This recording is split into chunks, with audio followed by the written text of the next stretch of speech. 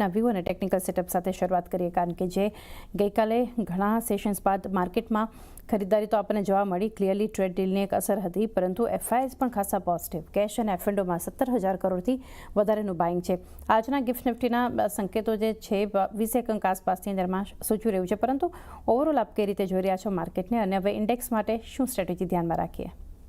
Good morning ચાંદની. Overall જે હિસાબથી આપણે જોયું તો માર્કેટમાં ગઈકાલે એક મેસિવ રેલી તો આપણને આવતા જોવા મળી હતી. સાથે સાથે જ આપણે જોશું તો જે હિસાબથી આપણે જોશું તો ડાઉનસાઇડના લેવલ્સ બી હોલ્ડ કરતા પણ જોવા મળે છે. એવું નથી થયું કે એનાથી ઓપન થયા બાદ એનાથી એક નેગેટિવ સેટબેક પાછો આપણને જોવા મળ્યો છે. મને લાગે છે ઓવરઓલ જે હિસાબથી આઉટલુક બનતા પણ જોવા મળે છે, પોઝિટિવ બનતા પણ જોવા મળે છે, જે હિસાબથી ડેટા બનતા પણ જોવા મળે છે, ડેરિવેટિવ એન્ડ ટેકનિકલ ફ્રન્ટ. જે હિસાબથી આપણે જોઈએ તો આજના દિવસમાં જે હિસાબથી આપણે જોશું તો નેક્સ્ટ વીક માટે અને ક્યુમ્યુલેટિવ ઓપન ઇન્ટરેસ્ટની પોઝિશન જે હિસાબથી બનતા પણ જોવા મળે છે, 25,500 થી 25,200 રેન્જમાં ડાઉનસાઇડમાં સપોર્ટિવ બેઝ આપણને પુટ રાઇડર્સને બનતા પણ જોવા મળે છે. અપસાઇડમાં એક જ વસ્તુ છે, 26,000ના સ્ટ્રાઇક પર કોલ રાઇડર્સની પોઝિશન હજી ઇન્ટેક્ટ છે. 26,000ની પોઝિશન જેમ કોલ રાઇડર્સની લિક્વિડેટ થાય છે, તો ત્યાંથી મને લાગે છે પાછું એક મેજર રેન્જ શિફ્ટિંગ આપણને અપસાઇડમાં થતા જોવા મળશે, જે ડાયરેક્ટલી 26,300 26,500ના રેન્જમાં જતા જોવા મળશે.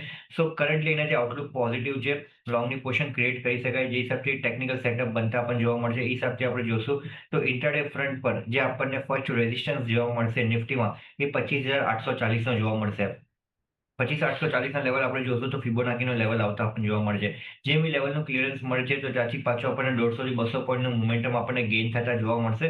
તો હું કહીશ કે લોંગની પોઝિશન ક્રિએટ કરી શકાય ઇન્ટ્રાડે ફ્રન્ટ પર. જે અહીંયાથી નિફ્ટી આજના દિવસમાં જે અહીંયાથી 25,760ના ઉપર નીકળે છે, લોંગની પોઝિશન ક્રિએટ કરો અને ડાઉન સાઇડમાં 25,600નો સ્ટોપ લોસ લગાડીને. 25,600નો એક સ્ટોપ લોસ અહીંયાથી ધ્યાનમાં રાખી શકો છો. કે ઓવરઓલ એક માર્કેટ માટે ખુશી ફંડામેન્ટલ્સ અત્યારે એનો ઓવરઓલ જે ટ્રેડ ડીલ એક હિસ્ટોરિકલ ડે ગઈકાલે માર્કેટ માટે પણ રહ્યો, ઓવરઓલ ભારત માટે પણ રહ્યો, અને જે એક અસર બધા સેક્ટર્સની કંપનીઓમાં જે એક અસરને ઘણા સમય પછી જે મજબૂતીની માર્કેટને રાહ હતી એ જોવા મળી, અને એફઆઈએસની જે એક બાઇંગની રાહ હતી એ પણ આપણને ગઈકાલના સેશનમાં જોવા મળ્યું. પરંતુ હવે આગળ કઈ રીતે એક વ્યૂ, કારણ કે શુક્રવારે મોનેટરી પોલિસી પર હવે એક ફોકસ રહેશે. મેજર ઇવેન્ટ શરૂઆતમાં જ આપણને પૂરી થતા જોઈ રહ્યા છે. આપનો વ્યૂ લઈએ ભારતીય બજાર પર. ખુશી. સો ગુડ મોર્નિંગ. સો પહેલા બધાને જેવી રીતના ઓવરઓલ આખા જે માર્કેટના સેન્ટિમેન્ટ હમણાં બની રહ્યા છે, એ આપણને ઘણા સારા પોઝિટિવિટી વાળા આપણે સંકેતો હમણાં હાલમાં દેખાઈ રહ્યા છે.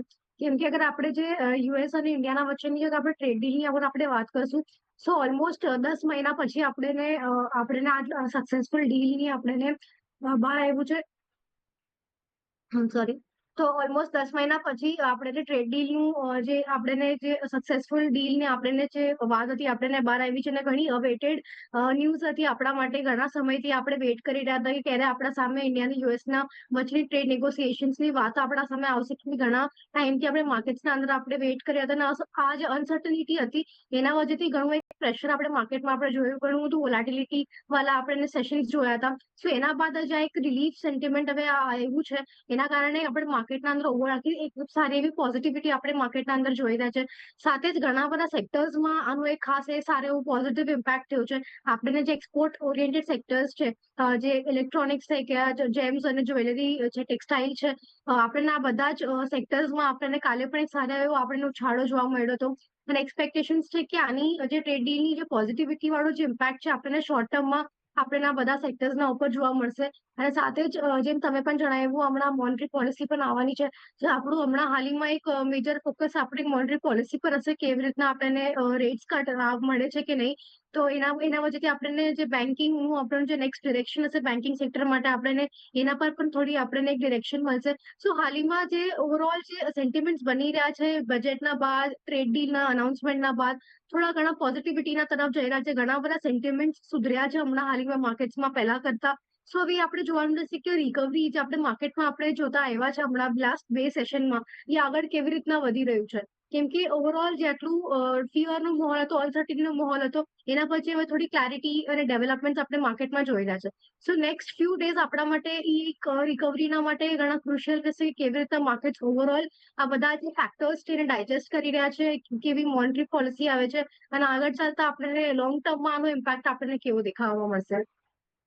તો overall long term impact, trade ડીલની મોનેટરી પોલિસી અનાઉન્સમેન્ટ, આ બધું એક ફોકસમાં રાખીશું. સ્ટોક્સ